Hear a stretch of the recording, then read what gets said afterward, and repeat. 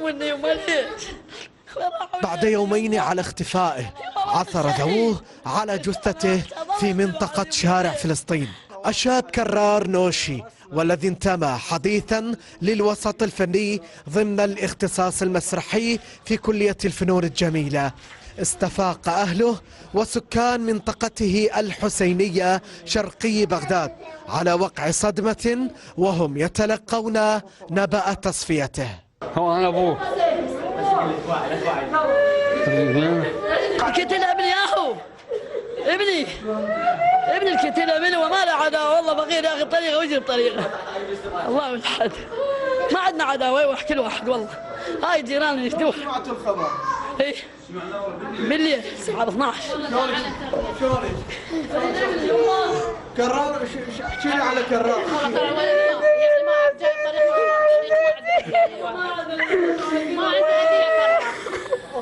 اختي هي اختي ما عنده هديه كرار. عائلة كرار تتحدث عن وسائل تعذيب وحشية بدت ظاهرة على جثته التي تسلموها من الطب العدلي، فيما توعدت وزارة الداخلية الجنات بالملاحقة مهما كانت هويتهم. اي مذبوب بالزباله لقوه. اي وجوا لاهله ما يدرون به، اهله اجوا لاهله على الفيس منشور. لا اي اثار تعذيب معذبينه ايديه يعني مشلعينها، رقبته مكسرين ايديه، الاظافر مشلعه ومن انا بيه هم طلقه براسه من ورا ومن انا يشان مال سلسله. هناك اهتمام وتوجيه بموضوع التحري والتحقيق عن ملابسات هذا الحادث ومعرفة كل الظروف والتوصل إلى الجنات. هنالك عمل من خلال شرطة بغداد، ويعني شرطة بغداد نتكلم، وكذلك كوكالة شرطة وتوجيه من قبل سيد وزير الداخلية، وكذلك أيضا من قبل قيادة عمليات بغداد، وإن شاء الله نصل إلى النتائج. رحل كرار وبقيت هذه العبارة: مأساة الطفولة في العراق، التي تتذيل إحدى لوحاته الفنية في غرفته المتواضعة.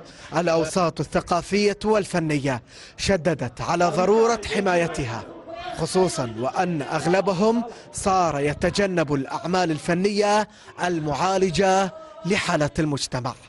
من الحسينية شرقي بغداد، خطاب عادل، الشرقي نيوز. مقتل الفنان والشاب والاخ والصديق والغالي علينا وعلى قلبنا كرار نوشي. كرار نوشي شاب طيب القلب. نعم. كرار نوشي ما عدت حياته نمله. كرار نوشي في احد الاحيان شفته متنبي من الصبح. سالته قلت له ها اخويا كرار شو اليوم غبش؟ قال لي متنبي هو الحياة، متنبي هو الناس، أنا أحب الناس. هذا كلامه. هو الشيء اللي أثر عليه واللي خلى هذا أو الذنب اللي خلاني ينقتل إنه هو طيب، هو طيب القلب، إنه هو ما عنده أذية للبشر. واللي احنا نشوف بالأغلب اللي عندهم أذية للبشر هم نشوفهم يعلون فوق للأسف. طيب محمد، احنا خلينا نحكي يعني حتى لا تكرر مثل هكذا امور، يعني هو راح لكن حتى يكون درس يعني هسه الناس كل واحد شارك بتعليق، بنشر منشور، بالتحدث عنه، حتى لو سولف هو وصديقه هو شارك بقتل كرار حتى لو كان بطريقه غير مباشره. كرار من انتشرت صوره على مواقع التواصل، كل واحد ظل يحكي بشكل، يعني هو عنده مسرحيه وعنده غير عالم ثاني والناس اخذته غير ما اخذ عليها الظاهر. للاسف احنا يعني كمجتمع عراقي مجرد ناخذ احنا راس الخيط بعد ما ندور بالتفاصيل، لا المهم نحكي على واحد، ما عندنا غير شغل وعمل، يعني هذا من الفراغ للاسف. شنو كانت ردة فعله من شاف صوره بدات تنتشر على مواقع التواصل الاجتماعي وبدت الناس تحكي والتعليقات، وهو في غنى عن هذه القضيه؟ هل هم وصلت يعني هذا اول شيء، ثاني شيء هل وصلت له تهديدات؟ يعني هو لو يعني انتم تفاجئتوا بالقضيه؟ احنا تفاجئنا مفاجاه يعني كلش كبيره بالقضيه، يعني شيء ما متصورينه. يعني انا البارحه كنت قاعد اقلب بالفيسبوك واباوع لقيت منشور مقتل الفنان كرار نوشي. هذا الشيء يعني شنو شلون اخابر عليه ما حصله. زين وصلت البيت رحت للبيت قلت له الكهرباء نظر هو مفقود ماكو جهاز مغلق. ولاقينا بالليل الساعه تقريبا 10 بالليل لاقين جثه بشاطئ. اجتماعي اول ما بدا يكشف الصوره على انه هو ملك جمال العراق ملك باب العراق من هذه المسميات. نعم. هو كان مشارك بمهرجان كمصور مداعين كمصور بهذا المهرجان. طلعت باحدى مقاطع الفيديو طلع هو بيه لكن كمصور مثلا مشارك كاي لقب. فانتشرت هذه الصور بعد ما انتشارها وبعد ما عرفت بانتشارها نشر منشور تبريع تاما هو مشارك بمهرجانات. بعد فتره قامت تجي اتصالات تهديديه من ارقام مجهوله. طيب كانوا يهددون به. طيب ليش ما حاول يلجأ يعني يروح يشتكي على هذه الارقام يقدم دعوه حتى لحمايته لإيصال لو هو سكت على القضيه ما اخذها على محمل الجد؟ انتم ليش ما حكيتوا وياه؟ طالما وصل تهديد على محمل الجد ما اخذ القضيه على محمل الجد. طيب وبالرغم من ذلك انه ما كوكب الامور سويت كبيره واكثر انما قال اللي يريد الله يصير. للاسف انه كان هذا اللي الواقع اللي صار وقت الاخوان الصديق مثلا يعني شيء كلش صعب علينا. صعب انه نشوف شاب طموح اراد امنيته بالحياه انه يقدم شيء لهذا البلد. اراد يقدم رساله من خلال موهبته لهذا للشعب ويوحد هذا البلد. طيب. لكن للاسف ايادي الغدر طالتها والحق معرف محمد انت اقرب يعني للحادثه. هل هناك تحقيق فتح؟ يعني هل هناك اصابع اتهام؟ اكو وصلوا الى خيوط لهذه العصابه لمن قتله؟ لازم اكو كاميرات مراقبه. هو هل خطف وبعدين قتل؟ لو قتل مباشره امام الناس؟ يعني هذه كلها يعني تساهم على الاقل انه نوصلها رساله للجهات المعنيه انه للايصال او حتى يوصلون للقاتل. لا ما يبقى هكذا الموضوع والا كل واحد يعني اذا واحد شويه مطول شعره هذه قضايا شخصيه.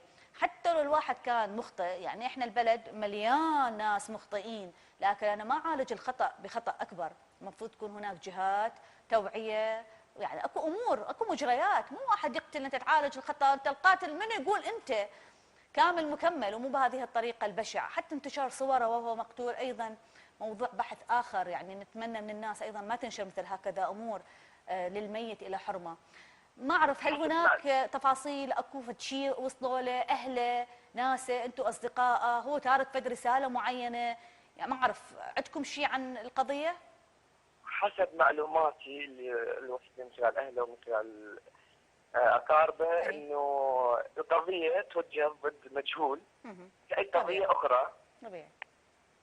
وهو خطف وتعذب تأذى وصاب كسر بالايد وكسر بالاضلاع وشنق وتم اطلاق رصاص نار على راسه. شنق ايضا يعني. طيب شنق نعم. طيب نعم. او ما شابه ذلك. هاي كلها موجوده يعني اثار التعذيب. طيب اثار التعذيب موجوده. طيب استلموا اهل الجثه لان احنا سمعنا ايضا انه مدير الطب العدلي ما اعرف الاداره خلص دوامها وما قبلت تسلم الجثه تركوها اليوم اخر. لو خلص تم تسليم الجثه انتهت. نعم صحيح كان دوامها والتحقيقات وما شابه من ذلك. تعرفون روتين الدوله شلون صعب. نعم. فتاخر الوقت ما قبل يسلمون الجثه حتى تفهم صعب الكلام بالداخل المستشفى. نعم.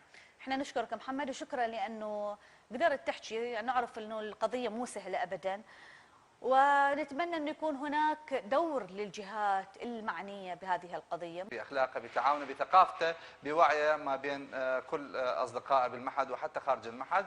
كرار طول شعره لانه عنده مسرحيه وعنده دور بها انه لازم يطول شعره وبالتالي انه صار لفتره طويله يتعب ويعتني بشعره حتى يوصل لهذه المرحله. لكن انه بعض الجهات اللي المجهوله واللي ما عندهم رحمه ولا عندهم انتماء للانسانيه بكل صله قاموا بخطفه وقتله قتله وتعذيبه وانسبوه على انه هو من مثلي الجنس، وان كان من مثلي الجنس فانتم ما لكم حق ان تقتلونه، لانه اللي نفذوا هم ما انظف ولا انه احسن من الشخص اللي محسوب على جماعه المثليين.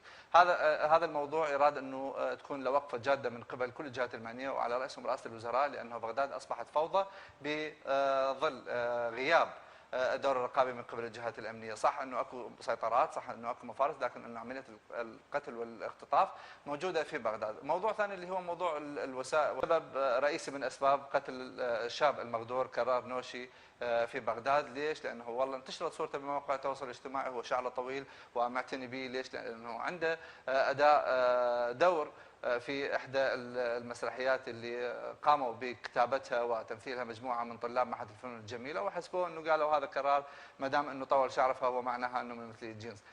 هذا الفكر الخاطئ اللي دائما ما نتخذه على ناس ما نعرف شنو خلفيتهم ولا مضمونهم ولا انه شنو اصولهم، نجيب ونشوه بسمعتهم حال بقيه الناس اللي انقتلوا بسبب انتشار بعض الشائعات المغرضه عليهم بمواقع التواصل الاجتماعي. واحنا نتمنى اليوم انه يكون اكو حد لهذه الظاهره واكو اهتمام من قبل الجهات المعنيه بموضوع مواقع التواصل الاجتماعي، حتى لا نسي للناس ما نعرفهم ولا نعرف اي شيء عن خلفيتهم الثقافيه.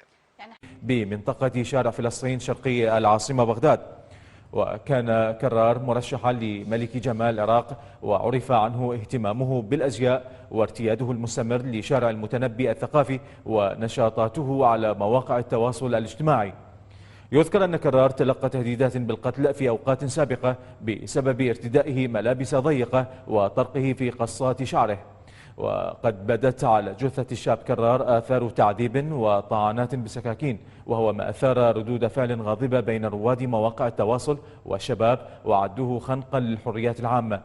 يذكر أن بغداد تشهد بين فترة وأخرى العثور على جثث مجهولة الهوية تقضى خنقا أو رميا بالرصاص.